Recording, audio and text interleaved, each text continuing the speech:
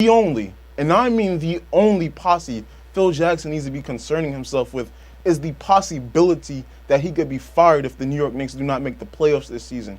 Why is Phil Jackson speaking on anything basketball related other than the New York Knicks, who have not made the playoffs since he took over as president of basketball operations a few years ago? I think especially like World Series champions are not going to the White House because of what he said about Latinos and Yeah. Oz. Um, so I don't think any of those MLB teams. But it's gonna be hard to like picture like if the Seahawks win the championship. Richard Sherman not going to the White House. Yeah, he might not go. I don't think LeBron's gonna go to the White House. Might not go. Yeah, LeBron. He publicly endorsed Clinton. Draymond Green not going to the White House. So I don't think it's going to affect. I don't think a lot of teams are going to go to like White House for visits. And it's like Obama was a known sports fan, so it might have. And then so it's like it might not have been that way if Clinton would have won either. So, Yes, but I think definitely because Trump is not in the is in the White House, there's not going to be a lot of teams going there to celebrate their championship with President-elect Trump.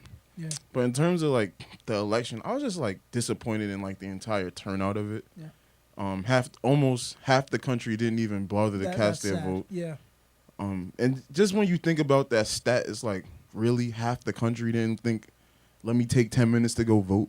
At least, and I hate when people say, oh, well, my voice wasn't going to be heard anyway.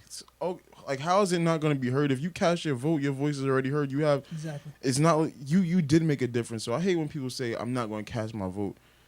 Okay, now you see what happened. Half the country didn't vote, and now Trump is president. Man is 6 for 6 in the NBA Finals with 6 Finals MVPs. The man never even allowed a series to go to the Game 7. This is how dominant he was. In fact, I think the sequencing of months should go March, April, May, Jordan, July, because the man absolutely owned the month of June. Retirement in 2016. I read a headline that it described you as the last guy to sack Brett Favre. How did it feel to hold that title, like of being one of the last person to sack basically one of the greatest quarterbacks ever?